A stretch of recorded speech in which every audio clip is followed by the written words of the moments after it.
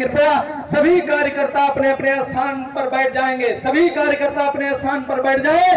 हम सबके नायक भारतीय जनता पार्टी के नायक, जिन्होंने अपने जीवन में विश्व हिंदू परिषद से लेकर के चाहे वो भगवान राम के भव्य और दिव्य मंदिर बनने का संघर्ष रहा हो, उस संघर्ष से लेकर के और जब भारतीय जनता पार्टी की सरकार उत्तर प्रदेश में बनी तो भगवान के उस दिव्य और भव्य मंदिर में विराजने का समय रहा हो, तब तक जिन्होंने संघर्ष करते हुए अपने कार्यकर्ताओं को तपाया और खुद तप करके भव्य और दिव्य राम मंदिर में भगवान राम को बैठाया, ऐसे राम के अनुयायी हम सबके अभिभावक उत्तर प्रदेश के नायक माननीय उप मुख्यमंत्री केशव प्रसाद मौर्य जी का भारतीय जनता पार्टी गोंडा की तरफ से लोकसभा गोंडा में अभिनंदन, वंदन और स्वागत है।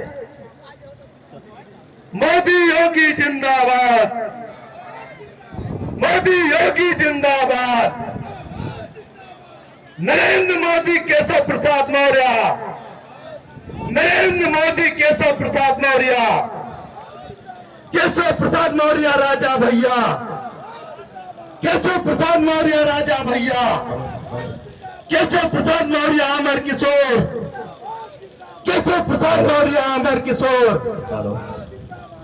भारतीय जनता पार्टी जिंदाबाद, भारतीय जनता पार्टी जिंदाबाद, केशव जी को जय श्री राम, केशव जी को जय श्री राम, केशव जी को जय श्री राम, केशव जी को जय श्री राम, केशव जी को जय श्री राम, केशव जी को जय श्री राम, केशव जी को जय श्री राम, केशव जी को जय श्री राम। भारत माता की, भारत माता की, भारतीय जनता पार्टी जिंदाबाद। रमते रमते जैसा मैंने कहा कि संगठन को जिया है, संगठन को गढ़ा है, संगठन को बनाया है। जब हम अपने उस नेता को देखते हैं जिन्होंने हर कार्यकर्ता को दर्द को सुना है, ऐसे आदरणीय केशव प्रसाद मौर्य जी का आगमन हुआ, उनका वंदन है। हमारे बीच में भारतीय जनता पार्टी अवध क्षेत्र के नायक, जननायक अध्यक्ष, जिनकी गर्जना से हम कार्यकर्ताओं में उत्साह का संचार होता है, ऐसे हम सबके अग्रज अभिभावक और इस 15 जिले में जिनके कंधों पर जिम्मेदारी है कि प्रत्येक जनपद की प्रत्येक लोकसभा में, इस 21 लोकसभाओं में कमल का फूल खिले, ऐसे हमारे क्षेत्रीय अध्यक्ष आदरणीय कमलेश मिश्रा जी उपस्थित हैं। जोरदार तालियों से माननीय क्षेत्रीय अध्यक्ष आदरणीय श्री कमलेश जी का स्वागत करें। माननीय मुख्यमंत्री जी मंच पर एक बार सभी अपने स्थान पर उठ करके जोरदार तालियों की गड़गड़ाहट से इस गोंडा लोकसभा में माननीय मुख्यमंत्री जी का, माननीय राजा भैया का, माननीय जिला अध्यक्ष जी का, माननीय क्षेत्रीय अध्यक्ष जी का और सभी अपने माननीय विधायक का आप सब स्वागत करें। आपकी तालियों की गड़गड़ाहट भगवान राम के मंदिर अयोध्या और दिल्ली तक जानी चाहिए। एक बार बोलिए जय श्री राम, जय श्री राम, केशव जी को जय श्री राम। बहुत बहुत धन्यवाद। मैं अपने क्षेत्रीय अध्यक्ष अभिभावक आदरणीय कमलेश मिश्रा जी का अभिनंदन, वंदन और स्वागत करते हैं। शेष मंच का परिचय हम सब परिचित हैं और परिचय हम पूर्व में करा चुके हैं। समय को दृष्टिगत रखते हुए अतिथि देवो भव और आज गोंडा में विशेष रूप से इनका स्वागत हो। मैं अपने भारतीय जनता पार्टी के जिला अध्यक्ष, जिनके नेतृत्व में पन्ना प्रमुख से लेकर के बूथ अध्यक्ष और बूथ समिति के कार्यकर्ता इस गोंडा जनपद में अपने नित नए आयाम और नित नए इतिहास को स्थापित करने के लिए उत्साहित रहते हैं, ऐसे हम सबके मार्गदर्शक प्रदर्शक आदरणीय जिला अध्यक्ष श्री अमर किशोर कश्यप जी से मैं सादर अनुरोध करता हूं कि अपने इस कार्यक्रम में मुख्य अतिथि के रूप में विराजमान उत्तर प्रदेश के गौरव, हम सबके गौरव माननीय उप मुख्यमंत्री केशव प्रसाद मौर्य जी का पुष्पगुच्छ देकर के अंग वस्त्र देते हुए स्वागत करें और उनके द्वारा हनुमान जी की उस गदा को माननीय मुख्यमंत्री जी को भेंट किया जा रहा है, जिस गदा के माध्यम से 2024 के राक्षसों का विनाश होगा। इसी के साथ मैं अपने इस गोंडा लोकसभा के लोकप्रिय जननायक सांसद और वर्तमान में प्रत्याशी आदरणीय कीर्तिवर्धन सिंह राजा भैया से निवेदन करता हूं कि माननीय मुख्यमंत्री जी का पुष्पगुच्छ अंग वस्त्र और लेकर के स्वागत करें आदरणीय राजा भैया। और इसी के साथ माननीय राजा भैया से निवेदन करता हूं कि मंच पर उपस्थित भारतीय जनता पार्टी अवध क्षेत्र के माननीय क्षेत्रीय अध्यक्ष आदरणीय कमलेश मिश्रा जी को पुष्पगुच्छ और अंग वस्त्र देकर माननीय राजा भैया स्वागत करें।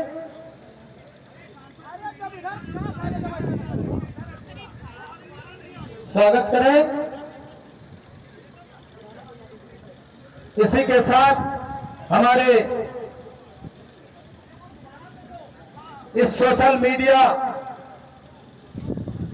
के जिले के संयोजक हमारे माननीय विधायकगण आदरणीय प्रेम नारायण पांडे जी, आदरणीय रमापत शास्त्री जी, आदरणीय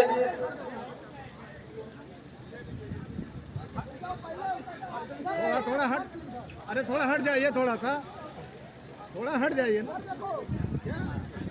बोले जय श्री राम। स्वागत हो रहा है और गोंडा में माननीय उप मुख्यमंत्री जी की उपस्थिति है। तालियां आपकी कमजोर है, तालियां आपकी कमजोर है।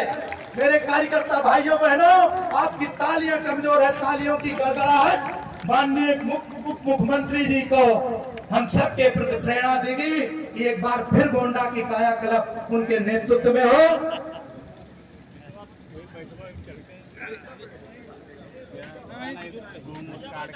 और इसी के क्रम में मैं अपने माननीय जिला अध्यक्ष जी से निवेदन करता हूं कि इस कार्यक्रम में उपस्थित अवध क्षेत्र के माननीय क्षेत्रीय अध्यक्ष आदरणीय कमलेश मिश्रा जी का पुष्पगुच्छ दे। तालियां इस भव्य और दिव्य स्वागत में आज 4 चांद लगाने का अगर कोई काम करेगा तो आपकी तालियां, और तालियां कमजोर नहीं होनी चाहिए। ये स्वागत का क्रम चल रहा है, तब तक आपकी तालियां निरंतर बजनी चाहिए। आप आभास कराइए कि गोंडा की ये पावन धरा है, महाराजा देवी भगत सिंह की ये पावन भूमि है, जहां से 1857 में क्रांति की ज्वाला उगी थी और अंग्रेजों को भारत छोड़ने का आह्वान हुआ था। ये गोंडा की वो पावन धरा है।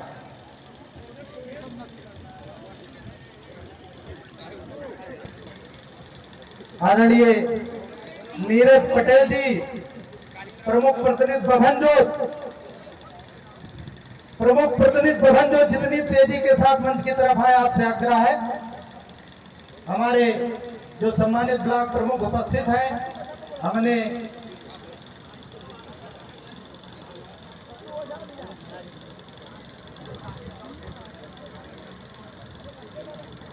समय आदरणीय नीरज पटेल जी, प्रदेश के उप मुख्यमंत्री, हम सब कार्यकर्ताओं के अभिभावक, प्रेरणा स्रोत आदरणीय केशव प्रसाद मौर्य जी और अवध क्षेत्र के माननीय क्षेत्रीय अध्यक्ष आदरणीय श्री कमलेश मिश्रा जी सहित मंच पर उपस्थित सभी महानुभाव, माननीय विधायकगण एवं सम्मुख उपस्थित Bharatiya Janata party social media और भारतीय जनता पार्टी के कार्यकर्ताओं के स्वागत बंधन अभिनंदन के लिए मैं सादर आमंत्रित करता हूं। गोंडा के अभिभावक, गोंडा के लोकप्रिय जननायक जिला अध्यक्ष आदरणीय अमर किशोर कश्यप जी आए और अपने स्वागत भाषण से हम सबको अभिसंचित करें। आदरणीय अमर किशोर। भारत माता की।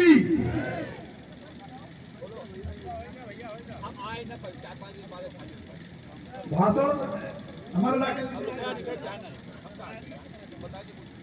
आज गोंडा लोकसभा की सोशल मीडिया और इंडियन बैठक में उपस्थित हमारे देवतुल्य कार्यकर्ताओं का मैं इस गोंडा संगठन की तरफ से हार्दिक स्वागत वंदन करता हूं।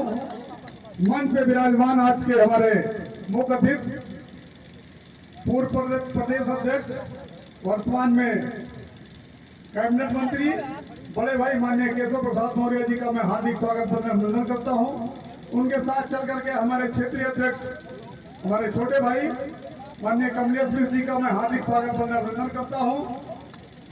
मंच पे विराजमान हमारे इस गोंडा लोकसभा के सांसद और आपके दिलों पे राज करने वाले ऐसे हमारे बड़े भाई माननीय राजा भैया कीर्तिवर्धन सिंह राजा भैया जी का मैं हार्दिक स्वागत वंदन करता हूं। मंच पे विराजमान हमारे 8 बार के विधायक, कई बार के कैबिनेट मंत्री बड़े भाई माननीय रमापत शास्त्री जी का मैं हार्दिक स्वागत वंदन करता हूं।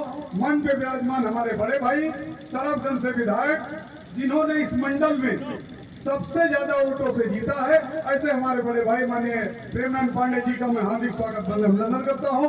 मंच पे विराजमान हमारे छोटे भाई मेहनवर के विधायक माननीय विनय कुमार द्विवेदी जी का मैं हार्दिक स्वागत वंदन करता हूं।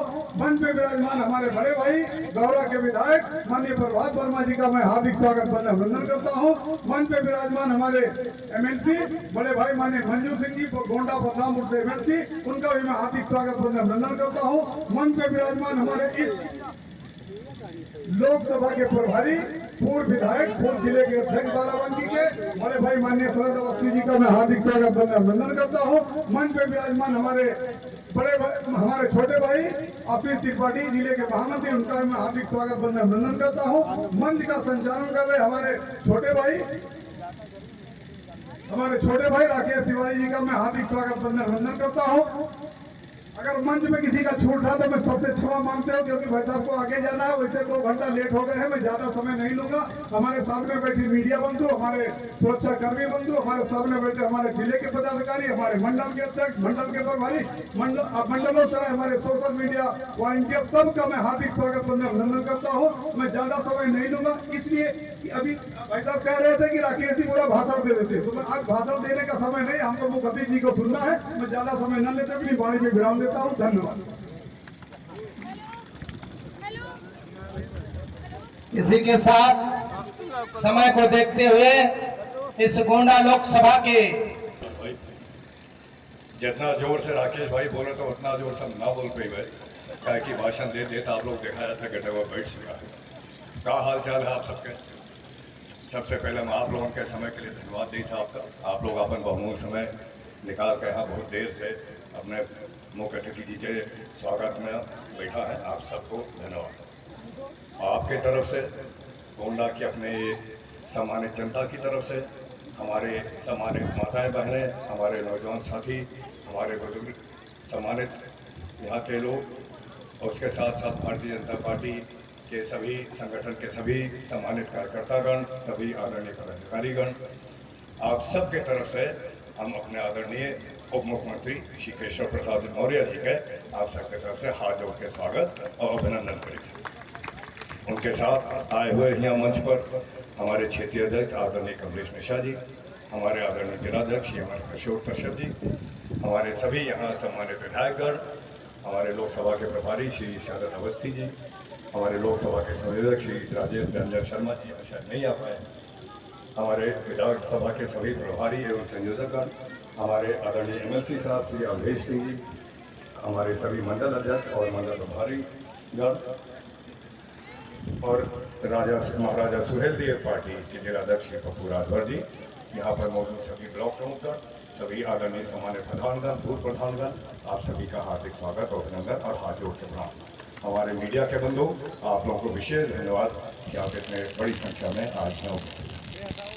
बहुत ज़्यादा समय नहीं है, आदरणीय उप मुख्यमंत्री जी का केशव प्रसाद जी का आगे जाकर हम बस 2 विषय पर बात कर रहे हैं आपसे। देखा जाए 2014 और 2017 हमारे देश और हमारे देश की राजनीति के जो दशा और दिशा रही, उसको निर्धारित करने में एक बहुत प्रमुख मील के पत्थर साबित हुआ है। और वो हमारी इस देश की महान जनता ने अपना विश्वास रख के बार बार भारतीय जनता पार्टी को मजबूती प्रदान करके आपने इस देश का दिशा और दशा बदला। 2014 और 2017 में एक वो जमाना था, जमाना बदलता है तेजी से। आज दूसरा जमाना आ गया है, आज सोशल मीडिया का जमाना आ गया है। आज सोशल मीडिया पे बैठे बैठे हमारे सोशल मीडिया के जो हमारे लोग हैं वो अपने घर से बैठे बैठे हजारों परिवारों को जोड़ सकते हैं। आज देश में जो बदलाव है वो एक उसका हम लोगों को भरपूर फायदा उठाना चाहिए। जो टेक्नोलॉजी में बदलाव है उसका हम लोगों को भरपूर फायदा उठाना चाहिए। आप लोग देख रहे हैं जो आज युद्ध छिड़ा है रशिया में और यूक्रेन में, सबसे ज्यादा युद्ध किस तरह हो रहा है? ड्रोन द्वारा हो रहा है। लोग अपनी अपनी जगह पे ड्रोन भेज के जो भी दुश्मन के टैंक है, सैनिक है, उनको बर्बाद करते हैं। आज जो हमारी सोशल मीडिया की टीम बैठी है, आपको सोशल मीडिया का ड्रोन ही तो इस्तेमाल करना है। आप लोग अपने सोशल मीडिया के ड्रोन द्वारा जो हमारे भारतीय जनता पार्टी की उपलब्धताएं हैं, जो योजनाएं हैं, उसको अगर आप लोग जन जन तक पहुंचाने का कार्य कर लेंगे तो जो हमारे मोदी जी का लक्ष्य है कि अब की बार 400 पार, उस लक्ष्य को पूर्ति होने में कोई समय और कोई दिक्कत नहीं लगेगी। आप लोग हमारे पार्टी के आज के आधुनिक योद्धा हैं, आप लोग सोशल मीडिया के योद्धा हैं, आप लोग इंटरनेट के योद्धा हैं।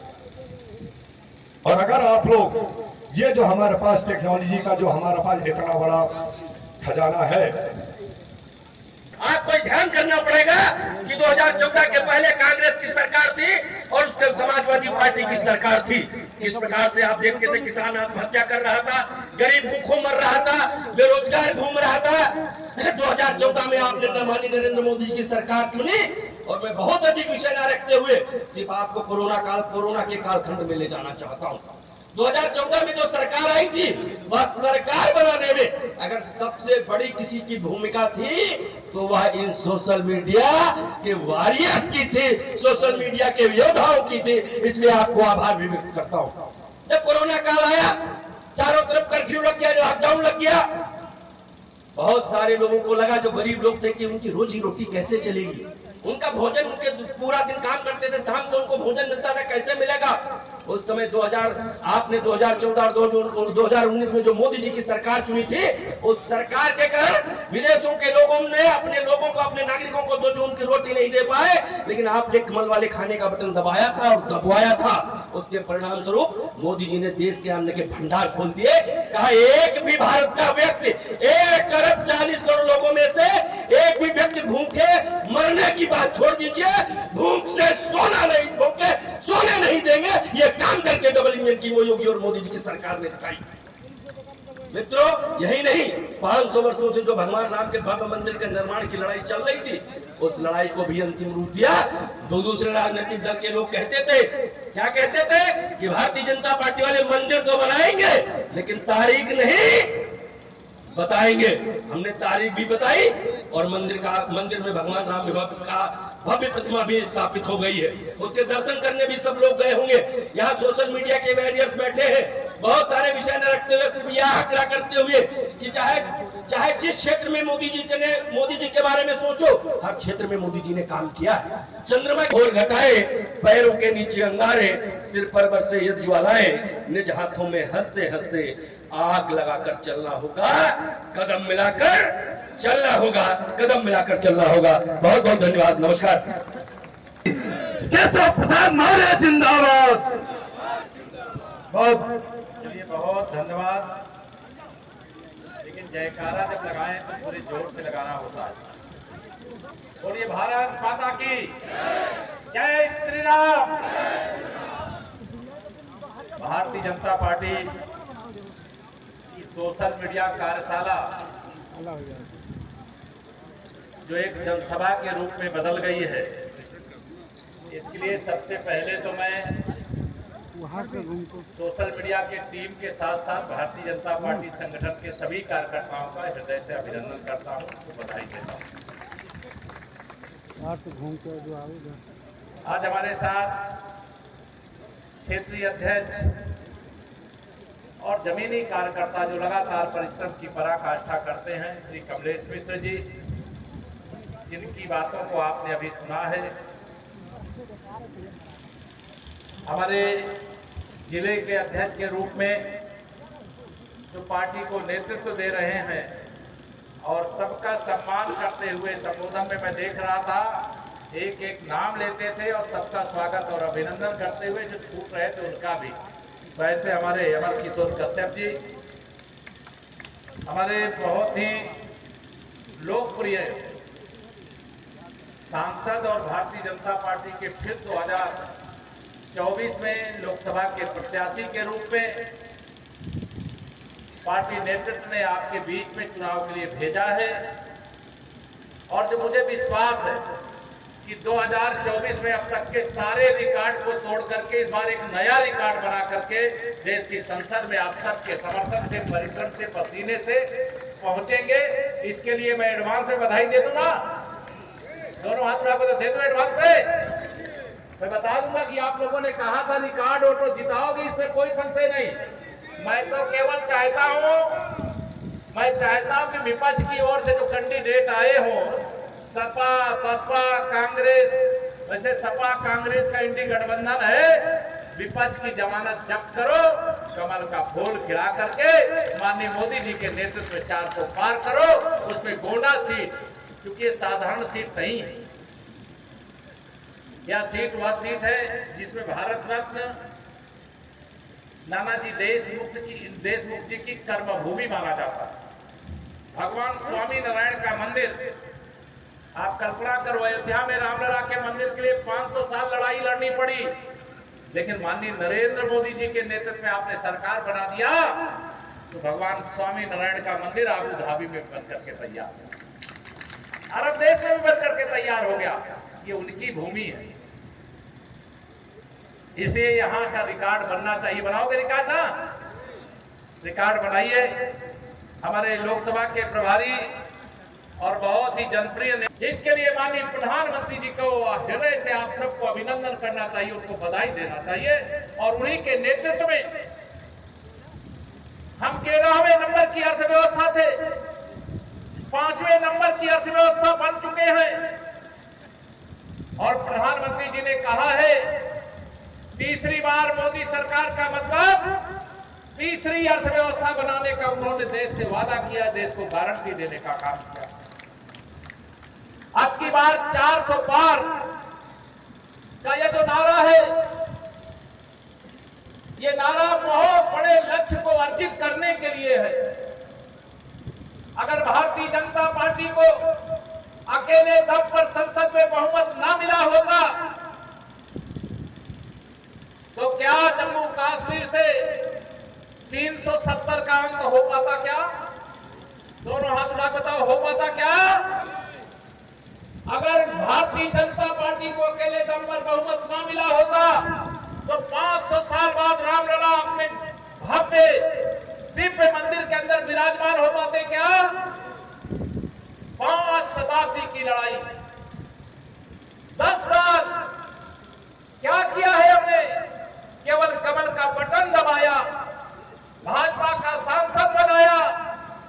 और जब भाजपा बहुमत में थी, हमारा गठबंधन बहुत बड़ा है, प्रधानमंत्री जी ने कहा है भारतीय जनता पार्टी 370 प्लस रहना चाहिए, 370 से अधिक सांसद अकेले भारतीय जनता पार्टी के रहने चाहिए। करोगे? सब लोग हाथ नहीं उठा रहे हो, सब लोग हाथ उठा दो जरा, बताओ मुझे, सब लोग करोगे ना? 370 प्लस। अब ये 370 प्लस करने की क्या जरूरत है? तो आप समझ रहे होंगे अभी बहुत जरूरत है, अभी बहुत कुछ देश के लिए करना। विकसित भारत की गारंटी के लिए 370 सांसद भाजपा के, 400 से अधिक सांसद भाजपा गठबंधन के बनाने का देश के प्रधानमंत्री माननीय नरेंद्र मोदी जी ने आह्वान किया। उसे पूरा करने का संकल्प लेकर के यहां से जाइएगा। 2024 के लोकसभा चुनाव में एक तरफ भ्रष्टाचार के दलदल में डूबे हुए दल और उनके नेता हैं, वो सारे के सारे नेता एक ही बात चाहते हैं कि मोदी जी देश के प्रधानमंत्री तीसरी बार ना बनने पाए। क्या सारे विरोधी नेता मोदी जी को तीसरी बार प्रधानमंत्री बनने से रोक सकते हैं क्या? दोनों हाथ उठा बताओ, रोक सकते हैं क्या? नहीं रोक सकते, क्योंकि उनके साथ जनता नहीं है। वो जनता का विश्वास खो चुके हैं, जनता का भरोसा खो चुके हैं। आप में से कई वरिष्ठ कार्यकर्ता होंगे जो वरिष्ठ नहीं है, सीनियर नहीं है, जिन्होंने वो दिन नहीं देखा होगा। सोशल मीडिया की कार्यशाला है, उस सोशल मीडिया के समुद्र में कूद जाइएगा और पता करिएगा, जब कांग्रेस की अगुवाई में श्री राजीव गांधी जी के नेतृत्व में देश में सरकार थी, संसद में खड़े होकर के वो कहते थे कि हम दिल्ली से अगर 1 रुपया भेजते हैं तो जिसके पास भेजते हैं उसके पास 15 पैसा पहुंचता है। ये राजीव गांधी जी का संसद में दिया हुआ भाषण था, संसद में दिया हुआ भाषण था। आवाज आ रही है? संसद में दिया हुआ भाषण कि दिल्ली से 1 रुपया कांग्रेस वाले भेजते थे, सपा बसपा के समर्थन से सरकार बनाने वाले भेजते थे, तो केवल 1 रुपया में से 15 पैसा पहुंचता था। और 56 इंच के सीने वाले माननीय नरेंद्र मोदी जी ने देश में 52 करोड़ गरीबों के बैंक खाता खोल दिया और 34 लाख करोड़ रुपया, चाहे वो सम्मान निधि का पैसा हो, चाहे आवास बनाने का पैसा हो, चाहे शौचालय बनाने का पैसा हो, चाहे गैस के सिलेंडर में सब्सिडी देने का पैसा हो, अनेकानेक योजनाओं का पैसा उन्होंने डीबीटी के माध्यम से सीधा खाते में भेजा और पूरा 34 लाख करोड़ रुपया पहुंचा। कितना? 34 लाख करोड़। अगर ये विरोधी दल के लोगों की सरकार होती तो आप सबके खाते में आता 5 लाख करोड़ रुपया और ये बेईमान खा जाते 29 लाख करोड़ रुपया। आप बताइए, जो 100 रुपया में से 85 रुपया कमीशन खाए, ऐसी सरकार क्या इस देश को चाहिए? क्या चाहिए? क्या जो 100 रुपया में से 100 रुपया जिस काम के लिए भेजा जाए उस काम में खर्च हो, वह नरेंद्र मोदी जी के नेतृत्व वाली सरकार चाहिए।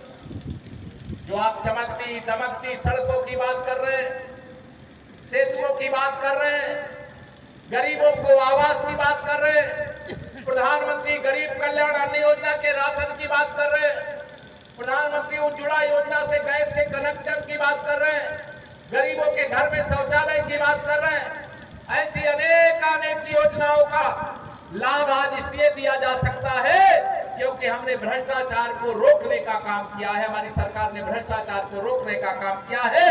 तो 4 जून 2024 के बाद देश के उन भ्रष्टाचारियों को देखना बाकी है जिन्होंने 100 रुपया में से 85 रुपया कमीशन खाया है।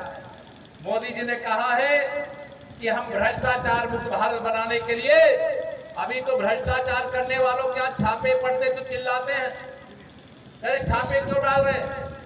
अगर बताइए पूरा कमरा कमरा भर करके नोट की गड्डियां निकल रही हैं तो छापा डालना चाहिए कि नहीं डालना चाहिए? बोलो, हाथ उठा करके छापा डालना चाहिए कि नहीं डालना चाहिए? अब ये छापा डालते तो मोदी जी से नाराज हो जाते हैं। के बाद इन भ्रष्टाचारियों का पूरा हिसाब किताब होगा। हमारे प्रधानमंत्री जी कहते हैं न खाऊंगा न खाने दूंगा, और जिसने भी खाया है पाई पाई वसूल करके देश की भलाई में, गरीब की भलाई में लगा दूंगा, या संकल्प लेकर के वह काम कर रहे हैं। इससे ये विरोधी बौखलाए और घबराए हैं। वो केवल इतना चाहते नरेंद्र मोदी जी जिंदगी भर प्रधानमंत्री बने रहे, देश में भाजपा की सरकार लगातार बनी रहे। ये सारे विरोधी नेता एक तरफ से चिल्लाना शुरू कर सकते हैं। अगर माननीय प्रधानमंत्री नरेंद्र मोदी जी कह दे कि तुमने जो भ्रष्टाचार किया उसका मैं हिसाब नहीं लूंगा, तो ये सब मोदी चालीसा पढ़ने लगेंगे। आप ध्यान रखना, मोदी चालीसा पढ़ने लगेंगे। लेकिन भ्रष्टाचारियों को मोदी जी माफ करने वाले नहीं है। अगर आज हमारे देश के अंदर कोई समस्या शेष है तो उसका कारण भ्रष्टाचार है, बेईमानी है, गरीबों का हक लूटने का है। अन्यथा आज हमारे देश में कोई अशिक्षित नहीं रहता, कोई बेरोजगार नहीं रहता, हमारा देश 1 पैसे का कर्जदार नहीं रहता। हम तो दुनिया को कर्ज देने की सामर्थ रखने वाले देश के रूप में आगे बढ़ते। मैं आप सब लोगों से यहाँ पर आह्वान करने आया हूँ, 2024 की इस लोकसभा चुनाव को इसको ऐतिहासिक चुनाव समझिएगा। ये एक पीढ़ी के लिए नहीं, अनेक पीढ़ियों के उज्जवल भविष्य का चुनाव है। ये अयोध्या में रामलला का भव्य मंदिर बनाते समय आदरणीय प्रधानमंत्री मोदी जी ने संबोधित करते हुए कहा था, आप में से किसी ने वहां जाकर के सुना होगा, किसी ने टेलीविजन पर सुना होगा, किसी ने अपने मोबाइल फोन पर सुना होगा।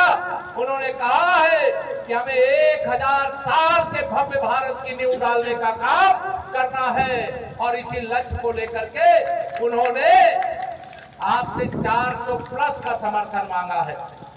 मेरे भाइयों बहनों, रिकॉर्ड वोटों से कैसे जीतोगे? रिकॉर्ड वोटों से जीतने का उन्होंने एक लक्ष्य दिया है। लक्ष्य क्या है?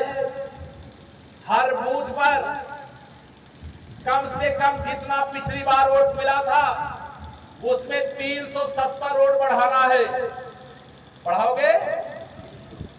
जितने लोग बढ़ा सकते हैं 370, जरा हाथ उठा के मुझे बताओ जरा। जो जिस बूथ में है कम से कम 370 वोट उसमें और बढ़ना चाहिए जितना पिछली बार खड़ा है। पूरा उत्तर प्रदेश खड़ा है। ये संदेश दुनिया तक जाएगा। पूरे दुनिया के अंदर भारत को बदनाम करने वाले उन विपक्षी नेताओं को जाएगा। वो कांग्रेस के नेता श्री राहुल गांधी जी को भी जाएगा और जो अब कभी मुख्यमंत्री नहीं बन सकते उत्तर प्रदेश समाजवादी पार्टी के अध्यक्ष श्री अखिलेश यादव जी को भी जाएगा। उनको ये पता चलना चाहिए कि अब साइकिल पंचर हो चुकी है, वो पंचर अब बनने लायक नहीं बचा है। बचा है क्या? साइकिल अब पंचर, जो पंचर हुई है, कई बार जब टायर भंग हो जाए, ट्यूब एकदम खराब हो जाए तो उसका पंचर नहीं बन सकता, वो टायर चलने के लायक नहीं रह सकता। ये समाजवादी पार्टी है। ये गुंडों, अपराधियों और माफियाओं का संरक्षण करने वाली पार्टी है। ये गरीबों का शोषण करने वाली पार्टी है। जब समाजवादी पार्टी के मुखिया श्री अखिलेश यादव जी उत्तर प्रदेश के मुख्यमंत्री थे उस समय सपाइयों का नारा खाली प्लाट हमारा था कि नहीं था? बताओ, भूल गए कि याद है? सपाइयों का नारा खाली प्लाट हमारा। और सब जब ये मुख्यमंत्री थे उस समय एक ही कोई गाड़ी अगर रास्ते से जा रही हो तो उस गाड़ी में क्या रहता था? जिस गाड़ी में सपा का झंडा उस गाड़ी में बैठा गुंडा। पता ही रहता था कि नहीं रहता था? रहता था कि नहीं रहता था? आज कोई गुंडाई कर सकता है क्या? आज आपकी कोई जमीन मकान दुकान पर कब्जा कर सकता है क्या? आज कानून व्यवस्था चुस्त और दुरुस्त है। समाजवादी पार्टी के गुंडे, माफिया, दंगाई या तो यूपी छोड़ करके भाग गए हैं या तो जेल में भेज दिए गए।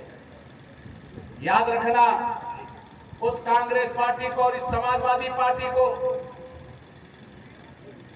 जब रामलला का भव्य मंदिर 500 साल बाद बनकर के तैयार हुआ, 22 जनवरी 2024 को प्राण प्रतिष्ठा का निमंत्रण भेजा गया। वह निमंत्रण किसने ठुकराया? श्री राहुल गांधी जी ने ठुकराया और श्री अखिलेश यादव जी ने ठुकराया।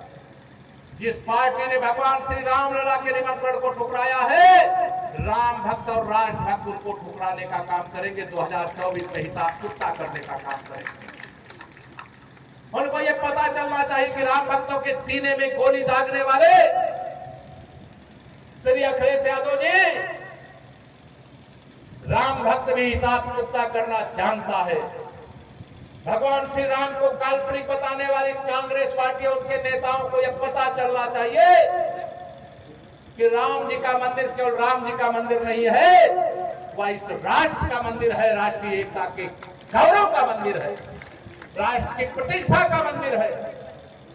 सभा चुनाव को मेरा बूथ सबसे मजबूत का जो नारा है उसको सफल बनाइएगा। किसी को लगे हम अपने बूथ पे 370 वोट बढ़ा सकते हैं, ये समझना कि माननीय नरेंद्र मोदी जी ने 370 जम्मू कश्मीर से हटा दिया, इसलिए हम अपने बूथ पे 370 अतिरिक्त कमल के फूल खिला दिया। अगर किसी को लगे कि हम तो 500 बढ़ा सकते हैं तो मैं उनका विशेष और अभिनंदन करूंगा, क्योंकि 500 साल बाद रामलला अपने जन्म स्थान पर विराजमान हुए हैं। इसको लक्ष्य बना करके आप अपने बूथ पर जो पिछली बार मिला था उस वोट के अलावा वोट मांगने का काम करना है। सब लोग वोट भाजपा को देना चाहते हैं। भारतीय जनता पार्टी का नारा सबका साथ सबका विकास का, और सबका साथ सबका विकास का है। तो मैं इस विश्वास से नारा लगाता हूं, 100 में से 60% वोट हमारा है, 40% वोटों में बंटवारा है, बंटवारे में भी हमारा है, क्योंकि हमने सबका साथ सबका विकास किया, किसी से कोई भेदभाव नहीं किया है। वोट मांगने सबके पास जाइए, यही आह्वान करके, यही निवेदन करके और भारी मतों से श्री कीर्तिवर्धन जी को जिताइए, हर बूथ पर कमल खिलाइए। जहां पिछली बार थोड़ा कमी रह गई हो, वह पूरा ब्याज के साथ अपना हिसाब पूरा करिए, परिश्रम करिए। आप अपने आप को प्रत्याशी मानिए, अपने आप को नरेंद्र मोदी जी मानिए, अपने आप को कीर्तिवर्धन जी मानिए, चाहे केशव प्रसाद मौर्य मानिए, चाहे योगी आदित्यनाथ मानिए। अपने बूथ में भारतीय जनता पार्टी के आप ही सब कुछ हो, इस लक्ष्य को लेकर के आगे बढ़े। इतना ही निवेदन करके दूंगा अपनी वाणी को विराम। जरा दोनों हाथ उठा करके बोलिए जय श्री राम, जय श्री राम, जय श्री राम, जय श्री राम, भारत माता की जय, भगवान स्वामी नारायण जी की जय, बहुत बहुत हमारे जनता जनार्दन की, हमारे कार्यकर्ताओं की जय। बहुत बहुत धन्यवाद। आदरणीय शेषराम बारी जी जहाँ कहीं भी हो आ जाए।